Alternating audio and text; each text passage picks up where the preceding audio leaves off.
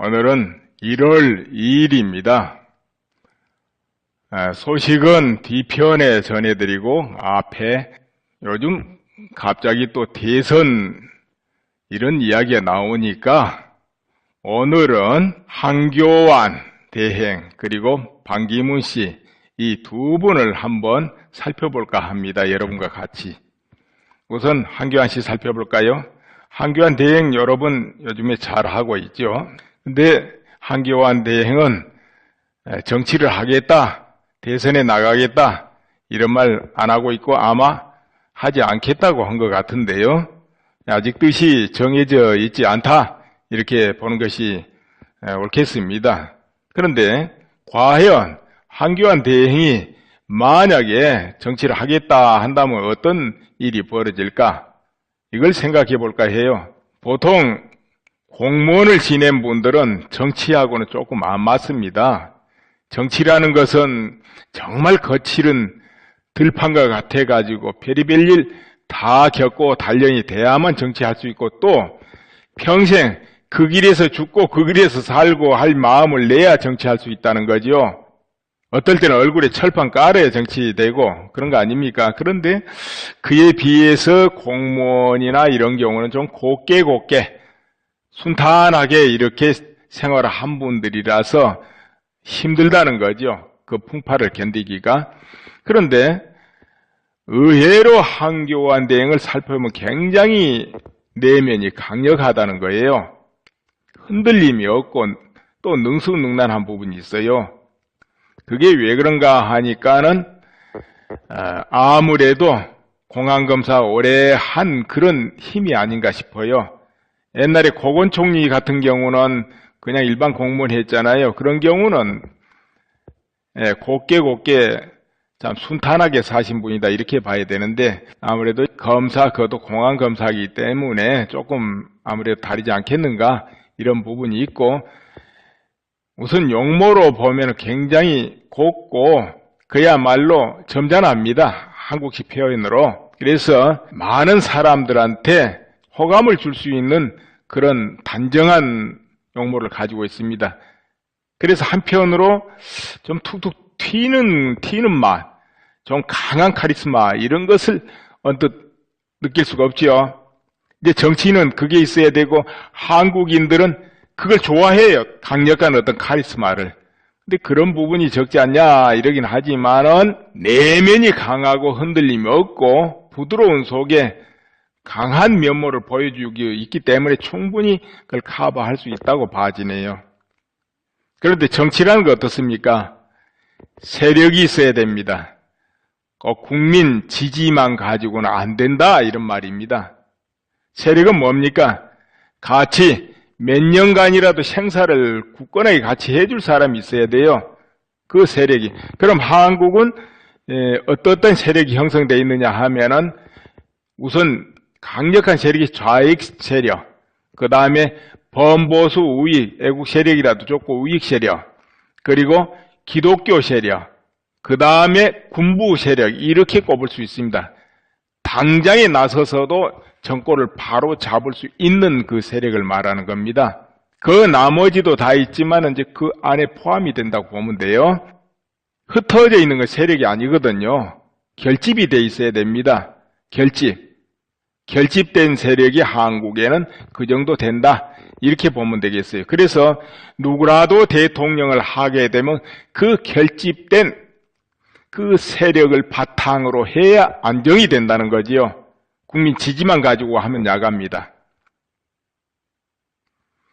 그러면 그 세력을 어떻게 없느냐? 그 인연이 있어야 돼요. 무조건 내가 저 세력하고 손잡고 하련다 해가지고 되는 게 아니고 거기에 인연이 있어야 된다는 겁니다. 박정희 대통령은 누구하고 인연이 있었습니까? 군부죠. 선후배. 모두가 같이 오래 인연을 맺었습니다. 그럼 김대중 대통령 어떻습니까? 바로 민주화 세력, 거기하고 오래 형님 동생 인연을 맺었지 않습니까? 하루 이틀도 아니고. 이렇게 인연 맺은 세력이 있어야 된다는 거죠. 이명박 대통령은 어땠던가요? 마땅한 게 없었죠. 그렇게 깊이 인연 맺은 세력은 없었죠. 그러다가 보니까 기독교 세력을 바탕으로 정치를 했어요. 요직에 임명하고. 이와 같은 것이 필요하지요. 어딘가. 그런데 공평하게 한다고 화합을 한다고 하면서 공중에 떠버리면은 정치 안 돼요. 위험하죠. 그런 부분에서 황교안 대행은 어디에 인연이 있을 것인가? 당연히 검찰 계통에 인연이 있죠. 그 계통의 저변이 얼마나 넘느냐는 스타일에 따라 다를 겁니다. 좀 활발하게 활동을 하고 밝게 인연을 맺고 이해관계를 맺으면 저변이 좀 넓고, 그렇지 못하면 좀 얕고, 하지만 그래도 평생을 거기서 보냈기 때문에 그쪽의 연이 깊다 이렇게 보는 겁니다. 그 힘이 됩니다. 그 나머지로는 기독교 신자니까 기독교 세력과 같이 할 수 있어요. 요직에 맡겨놓고. 그러면은 옳고 그름을 떠나서 그걸로 하나 결집되거든요. 옳으니 그런지 잘하니 못하니로 가는 건 얼마 못 가기 때문에 위험하고요. 같은 신앙인으로서 결집이 이루어질 수 있다는 겁니다.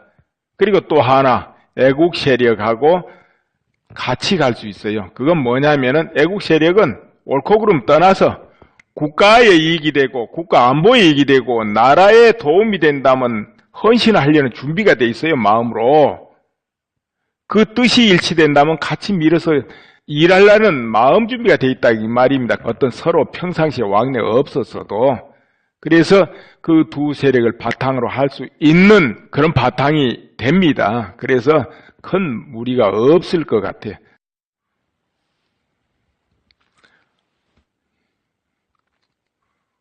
그런데 이런 경우 단점도 됩니다. 뭐냐 하면은 기독교 세력을 등에 얻게 되면은 반발을 또 받게 돼요. 다른 종교의 반발을 받습니다. 이런 경우를 어떻게 극복해야 되느냐 하면은 위로부터 아래 강요 모든 임명된 사람들이 어떤 경우도 기독교 색채를 내면 안 된다는 거지요. 그러니까 그 세력은 색채를 안 내야 됩니다. 오직 국가를 위해서 튼튼하게 자기 소임을 다할지언정 색깔을 내면 안 되는데, 자기도 모르게 신앙심 앞세우다 보면은 그 색깔을 많이 낼 수가 있어요. 이거 굉장히 주의해야죠. 그렇지 않으면은 대형 반발이 따르게 됩니다. 그러면은 일을 잘하고도 그리치는 일이 벌어져요. 그래서 그것이 단점이 될 수도 있기 때문에 이 부분을 잘 하면은 반발을 받지 않으면서 되지요. 특히나 그럴 우려가 있다 되면은 표를 안 찍게 됩니다. 그럼 당선되는데 무리가 따르죠. 어렵게 돼요. 특히 불교도들은 대체로 범보수 성향을 띱니다. 그런데 그들이 응당 황교안 대행이 후보로 나왔을 때 찍어줘야 될 텐데 만약에 종교 성향으로 안 찍은다 그래 보세요. 그렇게 되면 당선되기 어렵죠. 그렇기 때문에 그 부분을 이제 분명히 하는 거, 이것이 황교안 대행한테 필요하다. 또 그를 보좌할 사람도 반드시 그걸 주의해야 된다. 이런 부분이 있고, 또 한 가지 단점, 그건 뭐냐? 군대를 안 갔다 왔다 하고 공격을 받을 거예요. 그러나 그것이 정당하게 합법으로 빠졌으면 큰 문제는 안 되죠. 왜냐하면 이해창 씨가 아들로 인해서 공격을 받고 당선이 안 됐잖아요. 뒤에 무혐의가 되고, 물론 그때 버스는 지나가 버렸죠. 그래서 그런 사태 사건을 국민들이 잘 알기 때문에 그때와 같은 풍파는 일어나지 않을 것이다. 무사히 넘어갈 것이다. 이렇게 봅니다. 그럼 현재 인기가 없지 않냐 하지만은 그 인기는 삽시간입니다. 예전에 문재인 씨가 민주당에 대선 후보로 나왔죠. 그때 민주당입니까? 무슨 당입니까? 당이 여러 번 바뀌어서 좀 헷갈립니다. 그럴 때 대선 후보 될 때 어떻게 됐습니까? 갑자기 인기 올라가면서 된 거예요. 인기라는 건 만들면 됩니다. 또 국민이 필요에 의해서 선택하는 거라서요. 순간에 뒤집혀요. 그래서 저 1년 전에 2년 전에 인기는 없다고 되는 거 아닙니다. 그런 거. 그렇게 보면은 앞으로 점차 시간이 지나가면서 한교안 대행은 오히려 반기문 씨를 훨씬 능가해버릴 날이 올 것 같아요. 내 짧은 견해로 볼 때는 그렇다 그겁니다. 이제 그렇게 되려면은 현재 새누리당이 제대로 자리를 잡아야 되겠죠. 제대로 색깔을 분명히 하고 나라를 사랑하는 의원들이 더 뚫뚫 뭉치고 거기에 친박도 결집하고 나갈 사람 나가야 되겠지만 이렇게 딱 하고서 숫자가 적든 말든 외부 확장을 합니다. 외부 인사를 끌어들여서 좀 재탄생하는 모습을 국민 앞에 보여줍니다. 그러면 정당 지지도도 반드시 올라가고 작품이 되리라 봐져요. 상승작용을 같이 일으킬 것이다. 이렇게 봐지는 겁니다. 그러나 그렇게 되려면 새누리당이 친박이란 테두리도 좀 벗어나고 외에는 확장을 해가지고 재창당하는 모습을 보여주면서 이름이야 애국시민당 하든지 애국당 하든지 뭔 당을 하든지 그건 알아서 할 일이고요. 그렇게 하면은 기존 지지자들이 모두 결집을 하고 오히려 중도까지 흡수가 가능하다 이거죠. 그런데 중도를 흡수한다는 명분으로 좌클릭을 한다든지 중도 코스피를 한다든지 이러면 안 돼요. 그럼 집토끼도 놓쳐버려요. 산토끼 집토끼. 그리고 지금은 그럴 때가 아닙니다. 지금은 중도는 있으면 안 돼. 이 상황에서는. 지금 국가가 누라는 위기인데 중도가 있으면 되겠습니까? 중도는 비겁자일 뿐입니다. 완전히 뜻을 분명히 하고 선을 딱 정해야 돼요. 모두가. 뒤로 관망하면 안 돼요. 우리 국회의원님들도 관망할 때 아닙니다. 지금은 선 분명히 해야지. 나는 중립이야. 그러고 있으면 안 돼. 스스로 돌아보면 비겁해서 그런 거 아니에요? 그러니까 그런 거 치우고 정확히 나가면은 분명히 어떤 작품이 된다는 거죠. 그렇다면은 출마를 할 수 있나? 이거는 선관위에서 유권 해석이 공직자가 30일 전에 사퇴를 하면 출마 가능하다 그렇게 내렸으니까 그래 하면 되겠네요.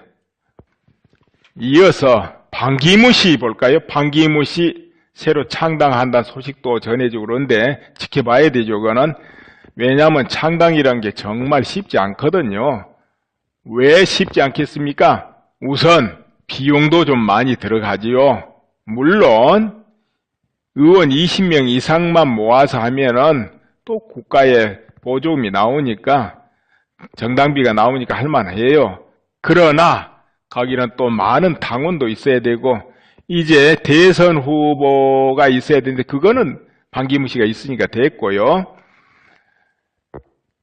그러하나 새로 정당을 만들어가지고 성공하기가 정말 어렵고 역대로 성공한 경우가 거의 없지요.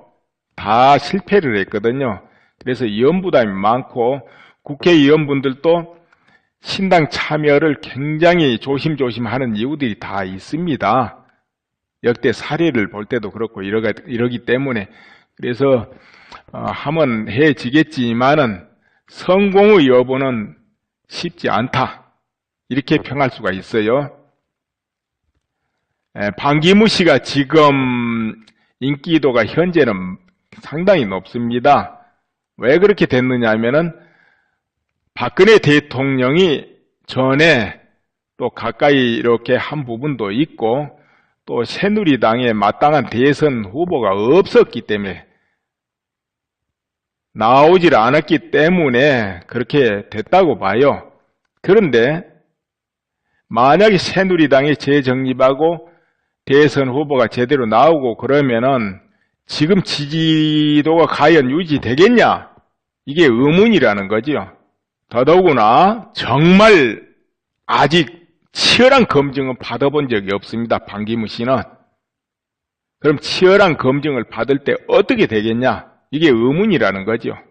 그런 부분이. 그리고 우선 반기문 씨가 박근혜 대통령 저렇게 코너로 몰릴 때 단 한 번도 지원하는 말씀을 한 적이 없어요. 내 기억은 그렇습니다. 어디 내가 못 봤습니다. 보도 같은데. 그리고 기자의 질문에 이 사태가 선정의 결핍이다 이렇게 표현했어요. 선정의 결핍. 그러니까 올바른 정치가 안 이루어져서 그렇다 이런 뜻이겠죠. 선정의 결핍. 내가 볼 때는 현 시국을 제대로 파악하지 못했지 않냐 이렇게 봅니다. 왜 그러냐면은 반기문 씨 인격을 존중해서 함부로 말할 것은 안 되지만은 그저 보도를 보고 일반 국민이 느끼는 감정에서 그런 표현을 했지 않냐 이렇게 봐져요. 반기문 씨가 남과 북의 현재 한국의 모든 내면의 실정을 자세히 알고 있다면 그런 평가를 안 했으리라 봅니다. 그리고 우리나라를 이끌어갈 통치자는 반드시 대한민국이 어느 실정이 있고 어디 시점에 와 있고 앞으로 어떻게 해야 될지 이게 정확히 보이고 있어야 되는데 그게 안 보이고 있다면 이건 큰일이에요 정말. 근데 선정의 결핍이 이렇게 말 나왔을 때 그것이 안 보이고 있지 않냐 이렇게 봐지고요. 또 그 순간에 박근혜 대통령하고는 뭔가 멀어져 버리지 않냐 이렇게 봅니다. 여러분은 어떻게 평가하세요? 그리고 긴 눈으로 안목으로 봐야 되는데 모든 거 그것이 안 되고 있지 않냐 이렇게 봐져요. 순간순간 출렁대면 안 되거든요. 그리고 견해가 가치관이 완벽하게 서 있어야 됩니다. 통치자는 순간순간에 그 장거나 왔다 갔다 해도 그 틀은 바뀌면 안 되거든요. 그러니까 이념, 사상 모든 면에서 그와 같이 돼야 되겠죠. 당연히 경제, 정치 모든 걸 바라보는 눈도 그렇고 흔히 자클이 우클이 되면 안 돼요. 특히나 대혼란기에는 굉장히 위험하죠. 평화로울 때는 그래도 됩니다. 그러나 혼란기에는 정말 위험한 거죠. 과연 인기가 계속 유지될까 의문이 가고 만약 대선 후보로 나오면 어떻게 나올까? 신당 창당을 해서 나온다 하지만 조그만 당으로 대선 후보 나온다. 가망이 없죠. 그렇다면 적어도 현재 개보신당입니까? 비바 같이 해야 되지 않을까? 이렇게 봐져요. 더 나아가서 뭐 하면은 국민의당하고도 이렇게 영호남 이런 명분으로 이렇게 할 수가 있습니다. 근데 과연 국민의당하고는 비박하고는 어떨까요? 안 어울릴 게 없겠죠? 국민의당 입장에서는 과연 반기문 씨를 받아들일까요? 그것도 가능성이 있습니다. 왜 있느냐 하면은 사실 국민의당은 주요 결정마다 더민주와 같은 쾌를 했어요. 평상시에는 아니다 서로 다투고 이런 모습도 보이고 또 의석수 확보를 치열하게 다투기도 하지만은 주요 순간에는 같이 합니다.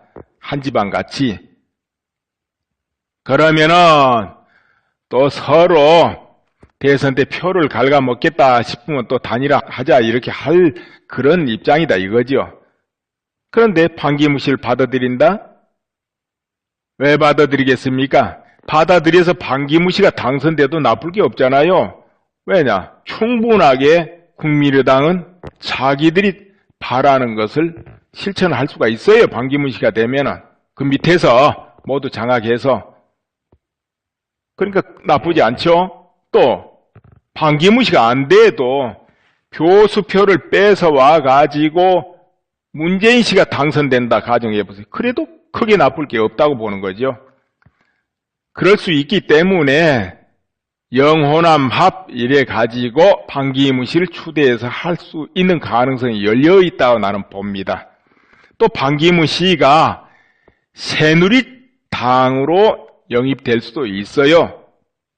지금 거기 새누리에 충청권 의원들이 많습니다. 그럼 뭔가 지금 친박 강성을 누르고 이렇게 정지 작업하는 느낌도 들잖아요. 그렇게 될 수 있어요. 이제 그렇게 되면은 만약에 반기문 씨가 새누리 쪽으로 가면은 그때는 한교안 씨하고 후보 경선을 하면 돼요. 밖으로 가게 되면은 한교안 씨 단독으로 나가도 되고 아니면은 홍준표 씨가 나가도 되고 아니면 또 없으면 저 문창극 같은 분 영입해가지고 할 수도 있고 그렇다는 거지요.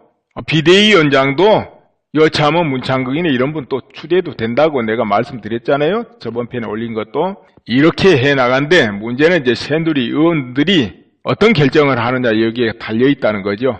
새로 재창당 차원으로 모든 애국 인사를 이렇게 나라를 사랑하는 분들을 끌어들이면서 당을 외연을 확대해 나가면서 이렇게 하면 새누리에서 나온 대선 후보가 대선에 승리할 수 있고 또 총선에도 승리할 수 있고 보선도 승리할 수 있다.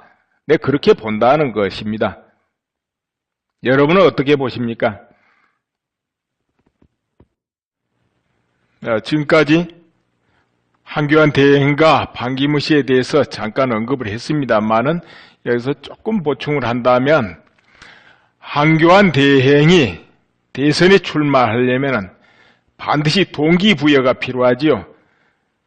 그분은 애국심이 강하다. 이건 의심의 여지가 없어요. 여러 면으로 이렇게 볼 때. 그런데 내가 정치를 해야 될 동기가 분명해야 됩니다. 나의 일신을 위해서 정치한다. 부귀를 위해서 한다. 그러면은 그런 분은 안 하기가 쉽습니다. 그러나 이 혼란기에 내가 국가를 위해서 헌신해야 되겠다. 국가를 굳건하게 살려야 되겠다. 다른 거를 내가 희생하더라도 이런 굳건한 마음이 서면은 잘하리라고 봐집니다. 그런데 그런 마음이 없으면은 거칠은 그 정치에 뛰어들 수가 없는 거지요. 이제 이런 부분이 있고요. 반기문 씨에 또 덧붙인다면은 반기문 씨는 오랫동안 외교 무대에서 이렇게 살아온 분입니다. 정치하고 좀 성향이 아주 다른 거죠. 그리고 이분은 정치 철학이 뭘까? 의문을 많이 가집니다, 실제로. 그리고 기자가 새누리당에 입당하려는가 하는 식의 질문을 던진 게 있었죠. 그런데 반기문 씨는 정치는 혼자 한 것이 아니다 이러면서 발을 빼는 모습을 보입니다. 그러니까 이제 반기문 씨 성향이 여기 보이는데요. 관망을 하고 이렇게 하는 것입니다. 아무튼 그래서 재창당 쪽으로 마음을 이렇게 굳혔는지 모르지만 그건 지켜봐야 될 것 같습니다. 그래서 이런저런 걸 볼 때 과연 이 난국에 굳건하게 이 대한민국을 딱 바로잡고 나가실 수 있겠냐? 여기에 의문부가 붙어요. 자칫하면은 정권이 좌로 넘어간 것 같은 그런 형국이 되지도 않을까? 될 수 있지 않을까? 이런 의문이 생깁니다. 물론 그분이야 그런 마음이 아니겠지만 이건 정말 선을 분명히 할 때거든요. 목숨 걸고 애국심으로 무장하고 나라를 굳건히 지켜야 되는 시점이 됐기 때문에 이런 말씀 드리는 겁니다. 두 분에 대한 말씀은 이걸로 끝내고요. 이 두 부분, 지금 두 분을 이렇게 대충 평가를 한번 해봤어요. 우리 국민들이 또 알아서 판단을 하시겠죠. 지금부터는 간단 소식을 알려드릴까 합니다. 먼저 탕기국, 지금 탕기국이라는 것은 태극기 시위를 주도하는 단체입니다. 여기에서 장민성 씨가 보신각 그쪽에서 폭행을 당했어요. 그래서 지금 고발을 해놓고 그런 것 같은데요. 여기 장민성 씨 인터뷰가 나왔네요. 그 뭐냐면 이 장민성 씨는 대사모 대표인데 31일 날 보신각 타종 행사 쪽에 갔다가 망치로 얻어맞은 것 같아요. 이렇게 말해놨네. 태극기와 떼죽불 행렬이 한테 뒤엉키면서 혼자 고립된 상태에 있었다. 그러니까 그 총각에 접근하면서 그렇게 됐는가 봐요. 탕기국 홍보 차량 안에 있었는데 밖에서 북조선 혁명 완성, 인민공화국 만세, 이석기 석방 등을 외치는 목소리가 들려 차 밖으로 나왔다. 아마 그때 행렬들이 그걸 외치고 있었는가 보죠. 그런데 촛불 집회 참가자들로 추정되는 사람들이 내게 다가와 일당 얼마 받고 나왔느냐 시비를 걸었다. 상대를 안 하고 차량에 들어가려는데 뒤에서 누군가가 저놈 장민성이다, 저놈 죽여라고 외쳤다는 거죠. 그리고 나서 차 유리가 깨지고 끌려 나와서 온몸 구토당하고 망치를 막다가 보니까 팔이 다치고 그리고 폭행을 막 했다는 거죠. 여러 사람이. 어두우니까 누가 했는지 알 수도 없는 거겠죠. 주변에 교통경찰이 있었는데 처음에 제지를 하지 않다가 차 유리창이 깨지고 집단 폭행을 하니까 다가와 가이드를 막아선 것 같다. 이렇게 인터뷰를 했네요. 이런 경우는 그 주변에 카메라가 수도 없이 있었을 테니까 경찰이 수사를 하면은 그 누가 폭행하고 이런 건 다 결국 드러나고 또 체포할 수 있겠지요. 그러나 당사자는 그 상황에서 누가 누군지 모르겠죠. 이것이 31일 날 일어난 사건의 하나입니다. 그리고 하태경 의원이 최순실 돈 풀려 이 태극기 집회에 많은 사람이 참여한다는 식으로 TV조선에서 말한 적이 있죠. 그로 인해서 탕기국에서 명예훼손으로 고소를 한답니다. 형사고소를 하네요. 그래서 지금 공지를 해놨습니다. 탕기국의 주요 인사들은 1인당 손해배상액을 100만원에서 1000만원, 탕기국에 후원금을 내신 분들, 후원하신 분은 1인당 10만원에서 100만원, 탕기국 행사에 참석하신 분은 누구나 1인당 만원에서 10만원의 손해배상을 요구할 것 같네요. 형사고소지요. 이제 집단소송인데 각자 구비에 대해 서류가 있으니 법무법인 가서 구비 서류를 전달하고 탕기국에서 모든 걸 주도하고 또 거기서 선임한 변호사가 알아서 대리소송을 하는가 봅니다. 그러니까 이제 여기 참가할 사람들은 서류만 딱 내던지면 그 다음부터는 모두 변호사들이 알아서 한다는 것이지요. 이렇게 공지를 해놨네요. 그리고 1월 7일 날 8차 박근혜 대통령 탄핵 무효 태극기 집회가 어디서 열리느냐 하면은 강남 무역센터 앞에서 열린답니다. 지금 시간이 나와봐야 알겠지만 또 2시부터 이렇게 하려는지 모르겠네요. 저번에 시청 앞에 하듯이. 근데 아직 시간은 확실치 않고요. 그런데 그때 개신교 목사님들 1000여 명이 목회자 복장하라고 앞장선다고 그래요. 그리고 2000여 명의 성가대도 뒤를 따른다고 그럽니다. 곧 이 말은 개신교에서 정식으로 탄핵무효 대열에 동참했음을 의미하는 겁니다. 또 일설에는 스님네들 1000명도 참여한다 이런 말도 있지만은 그건 확인은 안 되네요. 그리고 31일 날도 그때 시청 앞 행사 때 해병대 전국 총연맹입니까? 거기서 시국선언이 있었다고 하죠. 그리고 그 전날은 ROTC 19만 장교단이 시국선언을 했고요. 이렇게 속속 뜻을 발표하고 있습니다. 근데 이 종교가 굉장히 어떤 사태에 민감합니다. 왜 그런 줄 아세요? 이것이 안보와 직결된다 하고 어떤 자경 세력의 움직임이 감지된다 하면 종교는 굉장히 민감해요. 종교 세력들은. 과거 역사 때문에 그렇습니다. 과거 역사에 종교와 종교끼리 전쟁을 하기도 하고 또는 박해를 받기도 하고 그런 경우가 많이 있었죠. 그런데 가장 처절하게 그야말로 뿌리가 뽑힐 정도로 박해를 받은 경우는 바로 공산주의였습니다. 공산주의가 횡행할 때. 그거는 러시아, 중국, 북한, 세계 각지에서 그랬어요. 아주 뿌리를 뽑아내다시피 한 거지요. 처형하고 맞고 부수고. 그러니까 그 전에 어떤 박해 전쟁도 그에 미치는 경우는 없었지요. 불교도 보면은 나라가 위태하면 호국불교 해가지고 들고 일어나지 않습니까? 근데 조선조에 그렇게 박해를 받았어도 임진왜란 때 승병들 활약이 엄청났죠. 서산대사, 사명대사를 중심으로 그와 같이 호국불교 기상을 드높였는데 그 조선조에도 얼마나 박해를 받았습니까? 그러나 다 부시고 없애고 그러지는 않았죠. 그렇지만은 공산주의가 판치는 나라에서는 아주 그냥 뿌리가 다 빠져버린 거예요. 부시고 처형하고 막고 해서.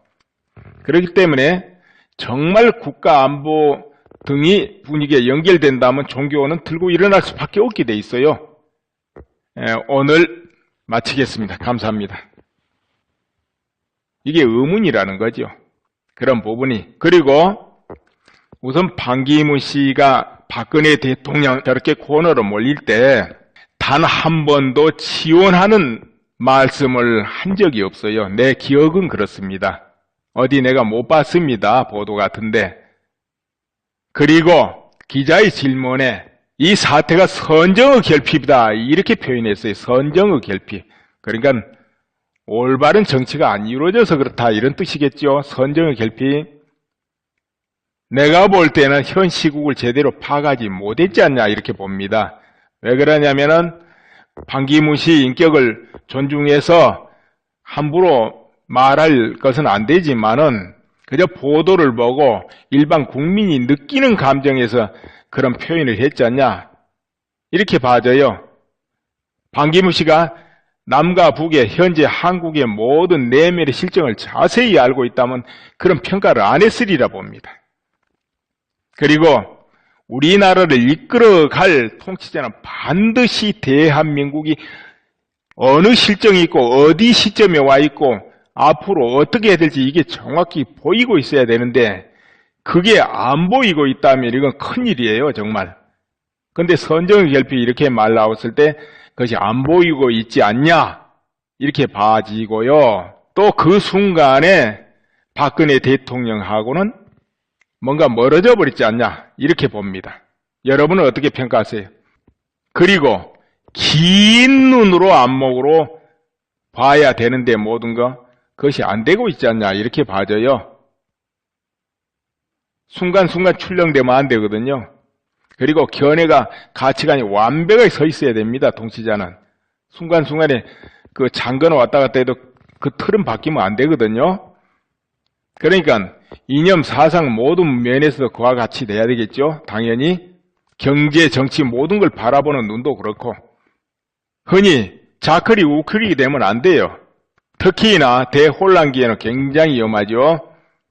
평화로울 때는 그래도 됩니다. 그러나 혼란기에는 정말 위험한 거죠. 과연 인기가 계속 유지될까 의문이 가고 만약 대선 후보로 나오면 어떻게 나올까? 신당 창당을 해서 나온다 하지만 조그만 당으로 대선 후보 나온다. 가망이 없죠. 그렇다면 적어도 현재 계보신당입니까? 비바 같이 해야 되지 않을까? 이렇게 봐져요. 더 나아가서 뭐 하면은 그래도 됩니다. 그러나 혼란기에는 굉장히 위험한 거죠. 과연 인기가 계속 유지될까 의문이 가고 만약 대선 후보로 나오면 어떻게 나올까? 신당 창당을 해서 나온다 하지만 조그만 당으로 대선 후보 나온다. 가망이 없죠. 그렇다면 적어도 현재 계보신당입니까? 비바 같이 해야 되지 않을까? 이렇게 봐져요. 더 나아가서 뭐 하면은 국민의당하고도 이렇게 영호남 이런 명분으로 이렇게 할 수가 있습니다. 근데 과연 국민의당하고는 비박하고는 어떨까요? 안 어울릴 게 없겠죠? 긴 눈으로 안목으로 봐야 되는데 모든 거 그것이 안 되고 있지 않냐 이렇게 봐져요. 순간순간 출렁대면 안 되거든요. 그리고 견해가 가치관이 완벽하게 서 있어야 됩니다. 통치자는. 순간순간에 그 장거나 왔다 갔다 해도 그 틀은 바뀌면 안 되거든요. 그러니까 이념, 사상 모든 면에서 그와 같이 돼야 되겠죠. 당연히 경제, 정치 모든 걸 바라보는 눈도 그렇고 흔히 자클이 우클이 되면 안 돼요. 특히나 대혼란기에는 굉장히 위험하죠. 평화로울 때는 그래도 됩니다. 그러나 혼란기에는 정말 위험한 거죠. 과연 인기가 계속 유지될까 의문이 가고 만약 대선 후보로 나오면 어떻게 나올까? 신당 창당을 해서 나온다 하지만 조그만 당으로 대선 후보 나온다. 가망이 없죠.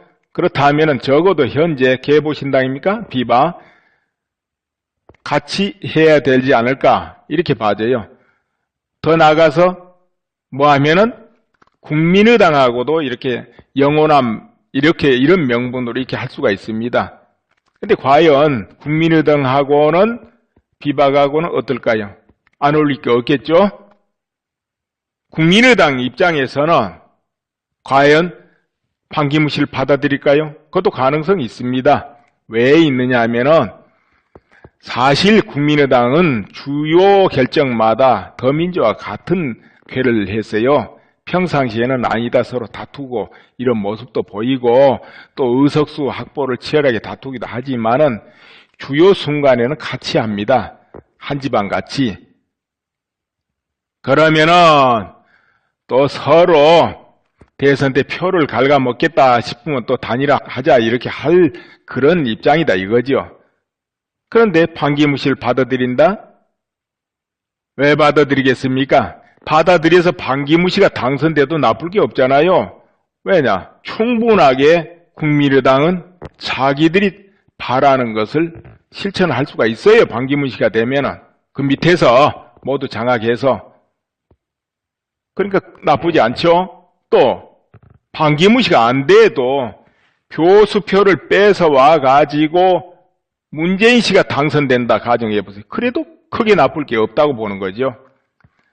그럴 수 있기 때문에 영호남 합 이래 가지고 반기문 씨를 추대해서 할 수 있는 가능성이 열려 있다고 나는 봅니다. 또 반기문 씨가 새누리당으로 영입될 수도 있어요.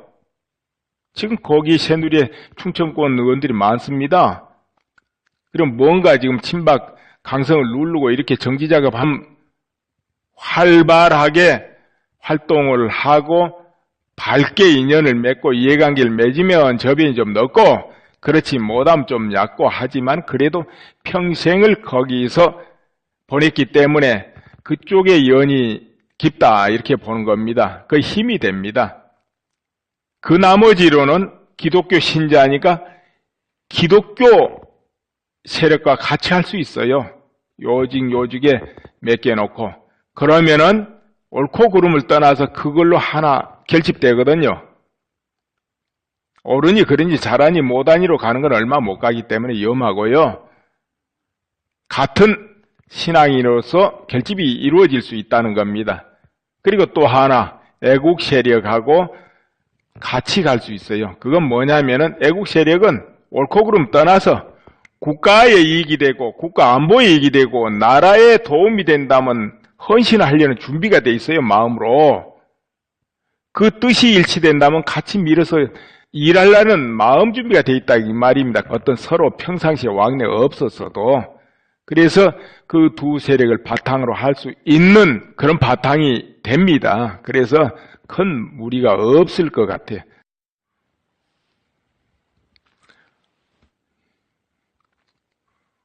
그런데 이런 경우 단점도 됩니다. 뭐냐 하면은 기독교 세력을 등에 얻게 되면은 반발을 또 받게 돼요. 다른 종교의 반발을 받습니다. 이런 경우를 어떻게 극복해야 되느냐 하면은 위로부터 아래 강요 모든 임명된 사람들이 어떤 경우도 기독교 색채를 내면 안 된다는 거지요. 그러니까 그 세력은 색채를 안 내야 됩니다. 오직 국가를 위해서 튼튼하게 자기 소임을 다할지언정 색깔을 내면 안 되는데 자기도 모르게 신앙심 앞세우다 보면은 그 색깔을 많이 낼 수가 있어요. 이거 굉장히 주의해야죠. 그렇지 않으면은 대형 반발이 따르게 됩니다. 그러면은 일을 잘하고도 그리치는 일이 벌어져요. 그래서 그것이 단점이 될 수도 있기 때문에 이 부분을 잘 하면은 반발을 받지 않으면서 되지요. 특히나 그럴 우려가 있다 되면은 표를 안 찍게 됩니다. 그럼 당선되는데 무리가 따르죠? 어렵게 돼요. 특히 불교도들은 대체로 범보수 성향을 띱니다. 그런데 그들이 응당 한교안 대행이 후보로 나오면 안 돼요. 특히나 대혼란기에는 굉장히 위험하죠. 평화로울 때는 그래도 됩니다. 그러나 혼란기에는 정말 위험한 거죠. 과연 인기가 계속 유지될까 의문이 가고, 만약 대선 후보로 나오면 어떻게 나올까? 신당 창당을 해서 나온다 하지만 조그만 당으로 대선 후보 나온다. 가망이 없죠. 그렇다면 적어도 현재 계보신당입니까? 비바 같이 해야 되지 않을까? 이렇게 봐져요. 더 나아가서 뭐 하면은 국민의당하고도 이렇게 영호남 이런 명분으로 이렇게 할 수가 있습니다. 근데 과연 국민의당하고는 비박하고는 어떨까요? 안 어울릴 게 없겠죠? 국민의당 입장에서는 과연 반기문 씨를 받아들일까요? 그것도 가능성이 있습니다. 왜 있느냐 하면은 사실 국민의당은 주요 결정마다 더민주와 같은 쾌를 했어요. 평상시에는 아니다 서로 다투고 이런 모습도 보이고 또 의석수 확보를 치열하게 다투기도 하지만은 주요 순간에는 같이 합니다. 한 집안 같이. 그러면은 또 서로 대선 때 표를 갉아먹겠다 싶으면 또 단일화하자 이렇게 할 그런 입장이다 이거죠. 그런데 반기문 씨를 받아들인다? 왜 받아들이겠습니까? 받아들여서 반기문 씨가 당선돼도 나쁠 게 없잖아요. 왜냐? 충분하게 국민의당은 자기들이 바라는 것을 실천할 수가 있어요. 반기문 씨가 되면은. 그 밑에서 모두 장악해서. 그러니까 나쁘지 않죠? 또 반기문 씨가 안 돼도 교수표를 뺏어와 가지고 문재인 씨가 당선된다 가정해보세요. 그래도 크게 나쁠 게 없다고 보는 거죠. 그럴 수 있기 때문에 영호남 합 이래 가지고 반기문 씨를 추대해서 할 수 있는 가능성이 열려 있다고 나는 봅니다. 또 반기문 씨가 새누리당으로 영입될 수도 있어요. 지금 거기 새누리에 충청권 의원들이 많습니다. 그럼 뭔가 지금 친박 강성을 누르고 이렇게 정지작업하는 느낌도 들잖아요. 그렇게 될 수 있어요. 이제 그렇게 되면은 만약에 반기문 씨가 새누리 쪽으로 가면은 그때는 한교안 씨하고 후보 경선을 하면 돼요. 밖으로 가게 되면은 한교안 씨 단독으로 나가도 되고 아니면은 홍준표 씨가 나가도 되고 아니면 또 없으면 저 문창극 같은 분 영입해가지고 할 수도 있고 그렇다는 거지요. 비대위원장도 여차하면 문창극이나 이런 분 또 추대도 되거든요. 그리고 견해가 가치관이 완벽하게 서 있어야 됩니다. 동치자는. 순간순간에 그 장거나 왔다 갔다 해도 그 틀은 바뀌면 안 되거든요.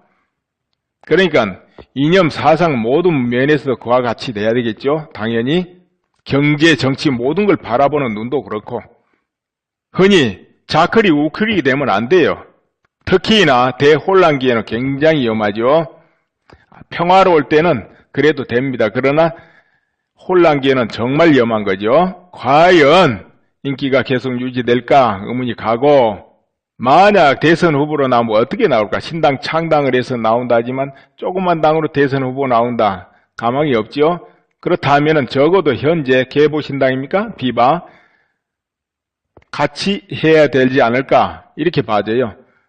더 나아가서 뭐 하면은 국민의당하고도 이렇게 영호남 이런 명분으로 이렇게 할 수가 있습니다. 근데 과연 국민의당하고는 비박하고는 어떨까요? 안 어울릴 게 없겠죠? 국민의당 입장에서는 과연 반기문 씨를 받아들일까요? 그것도 가능성이 있습니다. 왜 있느냐 하면은 사실 국민의당은 주요 결정마다 더민주와 같은 쾌를 했어요. 평상시에는 아니다 서로 다투고 이런 모습도 보이고 또 의석수 확보를 치열하게 다투기도 하지만은 주요 순간에는 같이 합니다. 한 집안 같이. 그러면은 또 서로 대선 때 표를 갉아먹겠다 싶으면 또 단일화하자 이렇게 할 그런 입장이다 이거죠. 그런데 반기문 씨를 받아들인다? 왜 받아들이겠습니까? 받아들여서 반기문 씨가 당선돼도 나쁠 게 없잖아요. 왜냐? 충분하게 국민의당은 자기들이 바라는 것을 실천할 수가 있어요. 반기문 씨가 되면은. 그 밑에서 모두 장악해서. 그러니까 나쁘지 않죠? 또 반기문씨가 안 돼도 교수표를 뺏어와 가지고 문재인 씨가 당선된다 가정해보세요. 그래도 크게 나쁠 게 없다고 보는 거죠. 그럴 수 있기 때문에 영호남 합 이래 가지고 반기문 씨를 추대해서 할 수 있는 가능성이 열려 있다고 나는 봅니다. 또 반기문 씨가 새누리당으로 영입될 수도 있어요. 지금 거기 새누리에 충청권 의원들이 많습니다. 그럼 뭔가 지금 친박 강성을 누르고 이렇게 정지 작업하는 느낌도 들잖아요. 그렇게 될 수 있어요. 이제 그렇게 되면은 만약에 반기문 씨가 새누리 쪽으로 가면은 그때는 한교안 씨 경우는 그냥 일반 공무원 했잖아요. 그런 경우는 곱게 참 순탄하게 사신 분이다 이렇게 봐야 되는데 아무래도 검사 그것도 공안검사이기 때문에 조금 아무래도 다르지 않겠는가 이런 부분이 있고 우선 용모로 보면 굉장히 곱고 그야말로 점잖합니다. 한국식 표현으로. 그래서 많은 사람들한테 호감을 줄 수 있는 그런 단정한 용모를 가지고 있습니다. 그래서 한편으로 좀 툭툭 튀는 맛, 좀 강한 카리스마 이런 것을 언뜻 느낄 수가 없죠. 이제 정치인은 그게 있어야 되고 한국인들은 그걸 좋아해요. 강력한 어떤 카리스마를. 근데 그런 부분이 적지 않냐 이러긴 하지만은 내면이 강하고 흔들림이 없고 부드러운 속에 강한 면모를 보여주기 있기 때문에 충분히 그걸 커버할 수 있다고 봐지네요. 그런데 정치라는 거 어떻습니까? 세력이 있어야 됩니다. 국민 지지만 가지고는 안 된다 이런 말입니다. 세력은 뭡니까? 같이 몇 년간이라도 생사를 굳건하게 같이 해줄 사람이 있어야 돼요. 그 세력이. 그럼 한국은 어떤 세력이 형성되어 있느냐 하면은 우선 강력한 세력이 좌익 세력, 그 다음에 범보수 우익, 애국 세력이라도 좋고 우익 세력, 그리고 기독교 세력, 그 다음에 군부 세력 이렇게 꼽을 수 있습니다. 당장에 나서서도 정권을 바로 잡을 수 있는 그 세력을 말하는 겁니다. 그 나머지도 다 있지만 이제 그 안에 포함이 된다고 보면 돼요. 흩어져 있는 건 세력이 아니거든요. 결집이 돼 있어야 됩니다. 결집된 세력이 한국에는 그 정도 된다. 이렇게 보면 되겠어요. 그래서 누구라도 대통령을 하게 되면 그 결집된 그 세력을 바탕으로 해야 안정이 된다는 거지요. 국민 지지만 가지고 하면 야갑니다. 그러면 그 세력을 어떻게 없느냐? 그 인연이 있어야 돼요. 무조건 내가 저 세력하고 손잡고 하련다 해가지고 되는 게 아니고 거기에 인연이 있어야 된다는 겁니다. 박정희 대통령은 누구하고 인연이 있었습니까? 군부죠. 선후배. 모두가 같이 오래 인연을 맺었습니다. 그럼 김대중 대통령 어떻습니까? 바로 민주화 세력, 거기하고 오래 형님 동생 인연을 맺었지 않습니까? 하루 이틀도 아니고. 이렇게 인연 맺은 세력이 있어야 된다는 거죠. 이명박 대통령은 어땠던가요? 마땅한 게 없었죠. 그렇게 깊이 인연 맺은 세력은 없었죠. 그러다가 보니까 기독요직에 맡겨놓고 그러면은 옳고 그름을 떠나서 그걸로 하나 결집되거든요. 옳으니 그런지 잘하니 못하니로 가는 건 얼마 못 가기 때문에 위험하고요. 같은 신앙인으로서 결집이 이루어질 수 있다는 겁니다.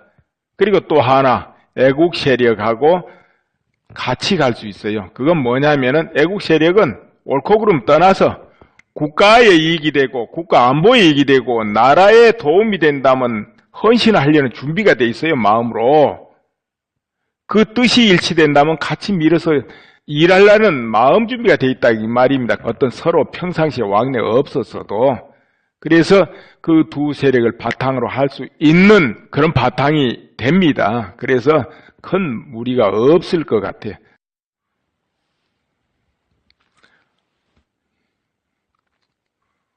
그런데 이런 경우 단점도 됩니다. 뭐냐 하면은 기독교 세력을 등에 얻게 되면은 반발을 또 받게 돼요. 다른 종교의 반발을 받습니다.